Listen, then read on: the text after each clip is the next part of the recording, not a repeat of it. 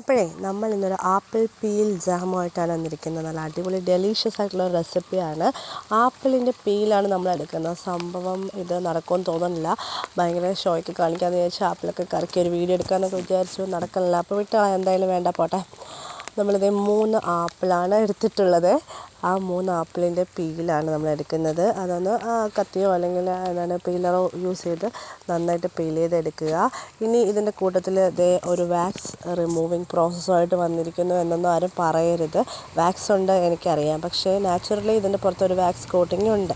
അപ്പോൾ നമുക്കതൊക്കെ റിമൂവ് ചെയ്തിട്ട് ഈ ആപ്പിളിൻ്റെ ഈ പീസസ് നമുക്ക് വേണ്ട. കാരണം എന്താണ്, ആപ്പിളിൻ്റെ പീസസ് നമുക്ക് സമയം കിട്ടുമ്പോൾ കഴിക്കാം. പീലാണ് നമുക്കിവിടെ വേണ്ടത്. ഇതിൻ്റെ ഈ തോട് അത് നമ്മൾ അരിഞ്ഞെടുത്തിട്ടുണ്ട്. ഒരു സമാധാനത്തിന് വേണമെങ്കിൽ നമുക്കിതിനെ ഒന്ന് നല്ല തിളച്ച വെള്ളം അല്ലെങ്കിൽ ചെറുതായിട്ട് തിളച്ച വെള്ളത്തിലിട്ട് ഒന്ന് റിൻസ് ചെയ്ത് നന്നായിട്ട് ഡിപ്പ് ചെയ്ത് കുറച്ച് നേരം വെച്ചിരുന്നിട്ട് ആ വെള്ളം കളഞ്ഞിട്ട് നമുക്കിത് യൂസ് ചെയ്യാം. സമാധാനത്തിന് വേണ്ടിയാണ് പറയുന്നത്. കാരണം ഈ വീഡിയോ കാണുമ്പോഴത്തേനും ഒന്നുമില്ലെങ്കിൽ പേഴ്സണലെങ്കിലും ആരെങ്കിലുമൊക്കെ ചോദിക്കും, നിനക്ക് വേറെ പണിയൊന്നുമില്ലേ, ഈ കളയുന്ന സാധനങ്ങളൊക്കെ കൊണ്ടുവരുമെന്ന് തോന്നും.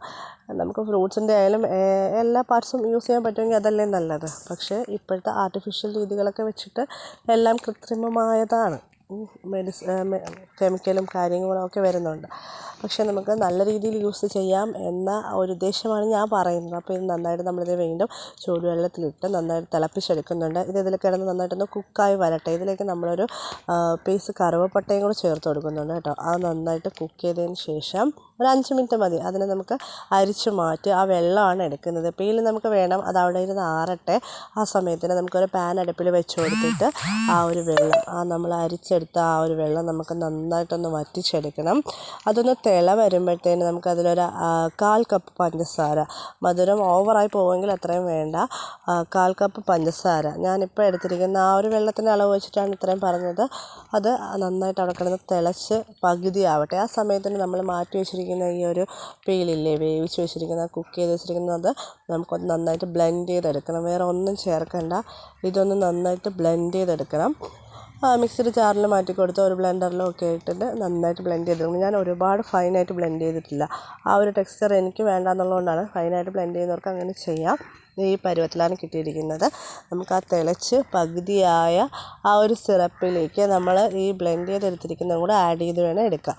അതിന് മുന്നേ ആ ഒരു സോർ ടേസ്റ്റ് കൂടി ഒന്ന് ബാലൻസ് ചെയ്ത് വരാൻ വേണ്ടിയിട്ട്, ആ ഒരു ജാമിൻ്റെ ആ ഒരു പ്രത്യേക ഒരു ടേസ്റ്റ് ഇല്ലേ, അതുകൂടെ ഒന്ന് വരാൻ വേണ്ടിയിട്ട് നമ്മളിതിലേക്ക് ഒരു പകുതി നാരങ്ങയും കൂടെ പിഴിഞ്ഞ് ചേർത്ത് കൊടുക്കുന്നുണ്ട്. അതോടെ ചേർത്ത് കൊടുത്ത് ഒന്ന് തിളച്ച് വന്നതിന് ശേഷം നമ്മൾ ആ ഒരു ബ്ലെൻഡ് ചെയ്ത പീലും കൂടെ ചേർത്ത് നന്നായിട്ട് കുറുക്കി തിളപ്പിച്ചെടുക്കുന്നുണ്ട്.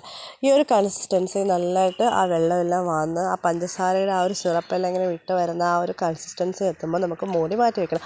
ഓവർനൈറ്റ് ഫുള്ളാக വെച്ചതിന് ശേഷം നമുക്ക് പിറ്റേന്ന് എടുക്കാവുന്നതാണ്. അപ്പോൾ ഈ ഒരു കൺസിസ്റ്റൻസിയിൽ നല്ല ടേസ്റ്റി ഡെലീഷ്യസ് ആയിട്ടുള്ള നമ്മുടെ ആപ്പിൾ പീൽ ജാം റെഡിയാക്കി കിട്ടും. വളരെ ഈസിയാണ്. കുട്ടികൾക്കൊക്കെ ഉണ്ടാക്കി കൊടുത്താൽ അടിപൊളിയായിട്ട് അവർ ടേസ്റ്റി ആയിട്ട് ബ്രെഡും അതുപോലെ ചപ്പാത്തിയുടെ കൂടെയും പിന്നെ നമുക്ക് ഐസ്ക്രീമിൻ്റെ കൂടെയൊക്കെ കഴിക്കാം. നമ്മളിത് ബ്രെഡിലാണ് ഇപ്പോൾ ട്രൈ ചെയ്ത് നോക്കുന്നത്. നല്ല ടേസ്റ്റിയാണ്. ആ ഒരു കറുവപ്പട്ട ഞാനൊരു ഫുള്ളായിട്ട് ഇങ്ങനെ പേസ്റ്റാക്കി എടുത്തിട്ടില്ലായിരുന്നു. ആ ഒരു കറുവപ്പട്ടയുടെയൊക്കെ ആ ഒരു പീസസാണ് ഇങ്ങനെ കറുത്ത കളറിൽ കാണുന്നത്.